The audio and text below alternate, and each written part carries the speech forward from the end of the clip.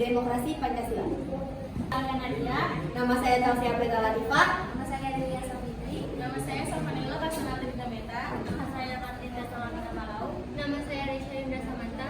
Nama saya Muhammad Akbar Maulana. Nama saya Raffi Maulana. Nama saya Destino Carlo.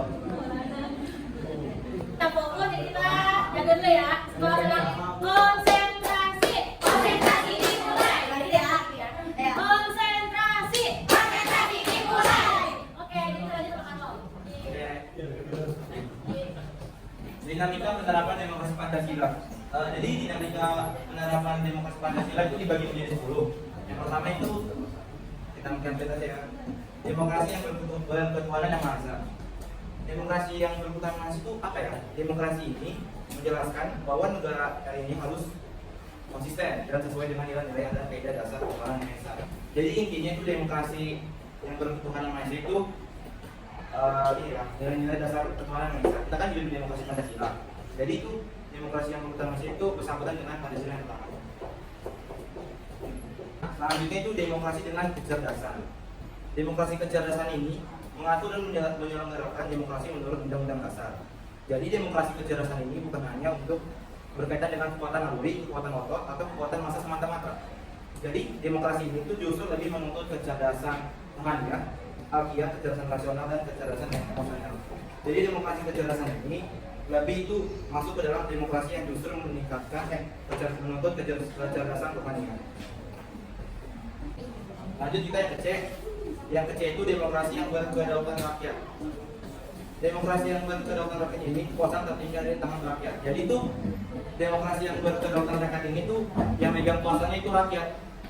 Nah, tapi rakyat ini dia kan megang kuasa. Dia itu masih kepercayaan kepada MPR, DPR, DPD, dan DPRD. Jadi kekuasaan yang dipegang rakyat ini dipercayakan lagi kepada MPR, DPR, DPD, dan DPRD. Lanjut kita yang ke D, demokrasi dengan rule of law. Demokrasi rule of law ini tuh dibagi menjadi 4. Yang pertama itu dia menjelaskan negara Republik Indonesia harus mengandung, melindungi, serta mengembangkan kebenaran hukum atau legal truth. Jadi itu yang rule of law ini tuh yang pertama itu kan legal dan truth. Dia itu menjelaskan tuh demokrasi legal dan truth ini ugal-ugalan. Demokrasi ini tuh lebih ke demokrasi yang mengembangkan kebenaran hukum. Yang kedua itu ada legal justice.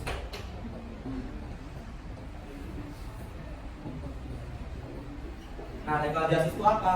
Legal justice itu demokrasi yang terbatas. Dia itu lebih ke keadilan formal. Yaitu demokrasi yang memastikan tuh hukum, yaitu yang menjamin itu hukumannya itu pasti.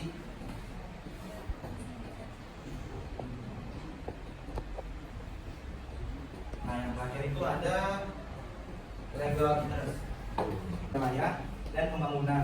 Itu bukan demokrasi yang mau apa ya, memfitnah, hujat atau perpecahan, pemusuhan, kerusakan. Itu lebih ke kedamaian. Lanjut kita ke yang ke Nah, jadi demokrasi pemisahan kekuasaan negara ini demokrasi yang dikuatkan dengan pembagian kekuasaan negara dan diserahkan kepada badan-badan negara yang bertanggung jawab. Jadi demokrasi pemisahan kekuasaan negara ini di negara ini dia itu diserahkan kepada badan-badan yang lebih bertanggung jawab, yaitu Division of Federation of Power, sistem pengawasan dan penyimbangan atau check and balance. Yang selanjutnya yang F. Demokrasi hak asasi manusia itu apa ya? Demokrasi hak asasi manusia itu dia itu bukan tujuannya itu bukan ini. Hak asasi manusia itu bukan hanya menuntut hak asasi manusia, tapi dia lebih juga untuk meningkatkan martabat derajat manusia dengan lebih baik dari sebelumnya. Lanjut kita yang G, yaitu demokrasi dengan pengadilan yang merdeka.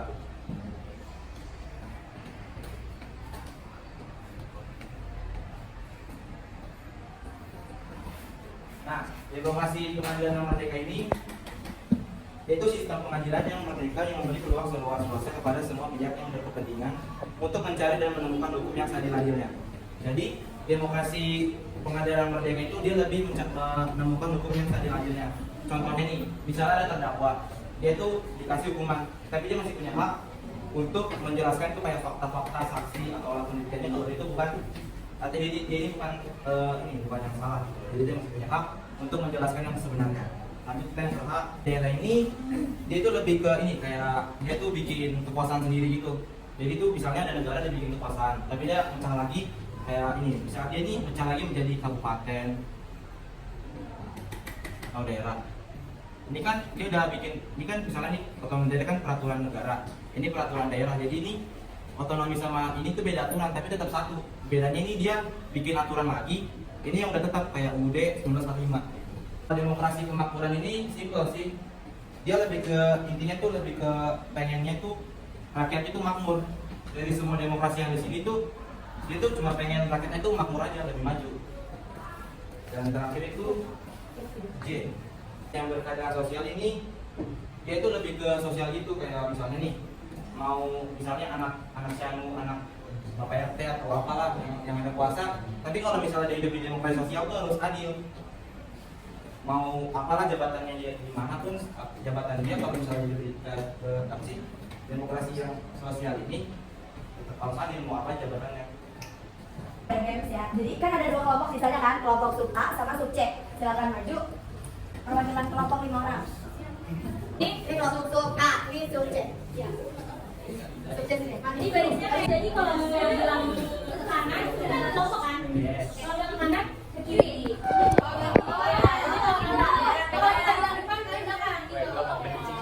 Keluarnya kebalikan ya.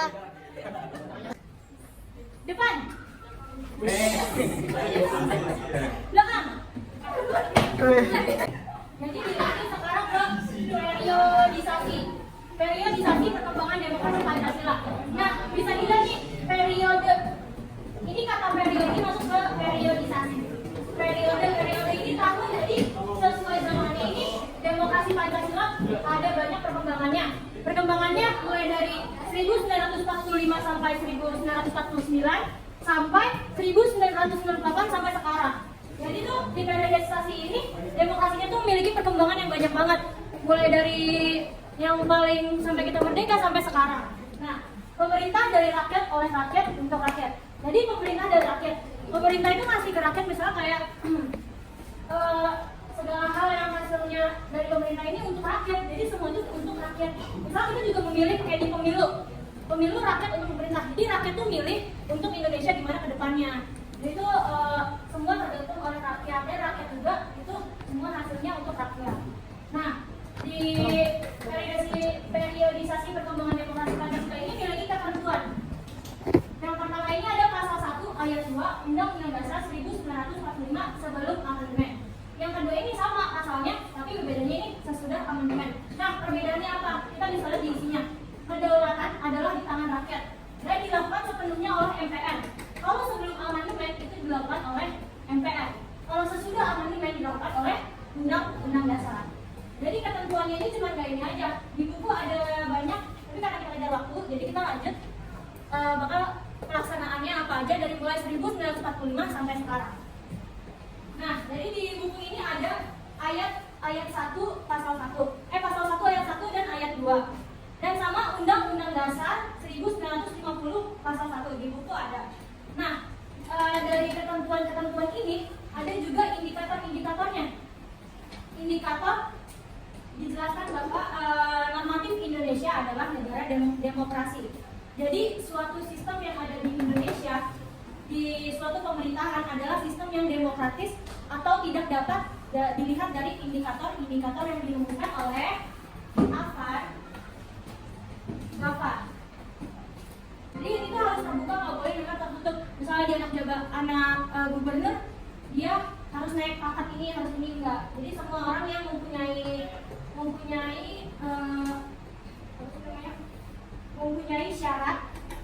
syarat atau peluang yang sama itu semua orang bisa dapat. Terus yang ketiga ini ada pemilu. Pemilu ini singkatan dari pemilihan umum. Nah, pemilihan umum ini dilakukan oleh orang yang udah berumur 18 tahun ke atas, yang udah memiliki KTP. Misalnya nanti tahun depan 2024 Februari kita bakal ada pemilu. Nah, di pemilu ini di sini udah ada yang dapat KTP kan? Nah, ada. Jadi kalian juga udah bisa milih.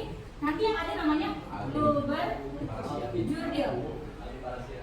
Nah, UL ini dilakukan secara langsung. U ini dilakukan umum. Jadi semua orang tuh bisa milih. tanpa adanya cekatan dalam kayak disuruh orang nih, udah ini pilih Prabowo aja, udah pilih Ganjar aja, nggak kayak gitu.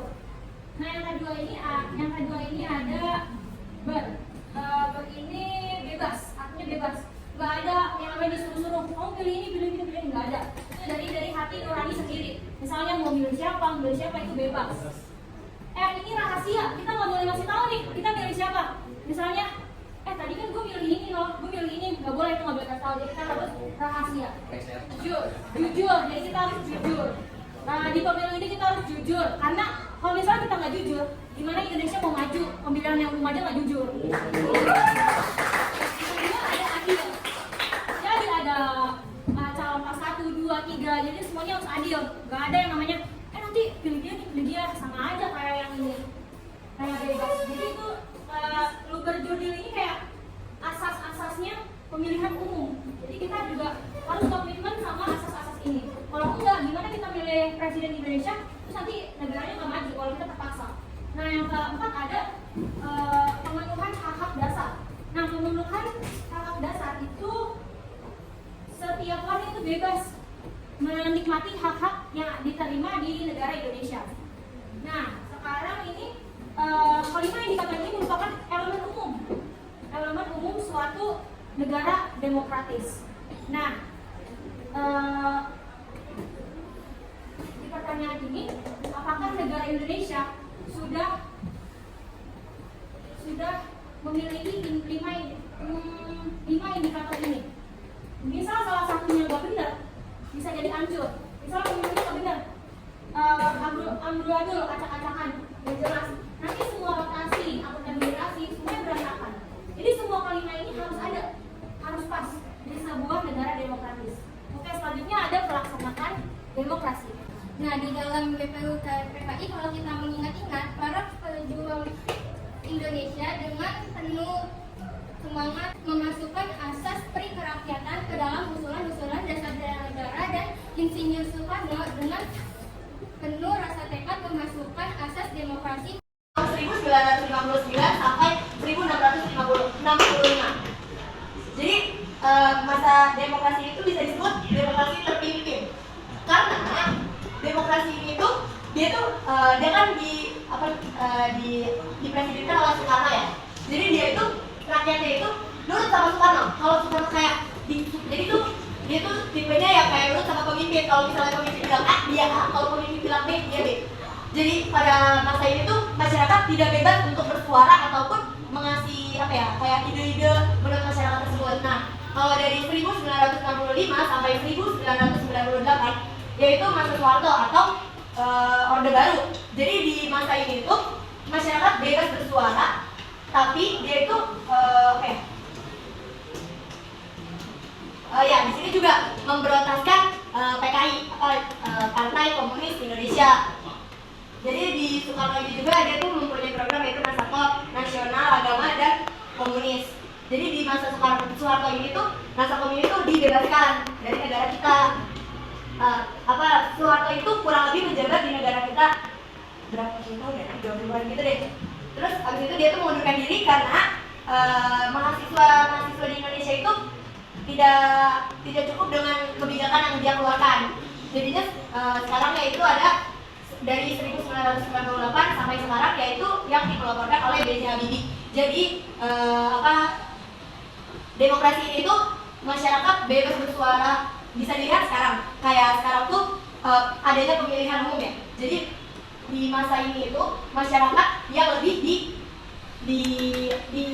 dipikirkan dibanding dari masa-masa sebelumnya, karena di masa-masa sebelumnya apalagi ini tuh jadi dia tuh cuma ikut presiden. Kalau presiden bilang A, kalau B ya B. Jadi masyarakat tidak bisa bersuara apa yang dia inginkan. Jadi kalau sekarang kita adanya pemilihan umum itu karena ya ini dari 1998 sampai sekarang itu masih dipakai dari B.J. Habibie.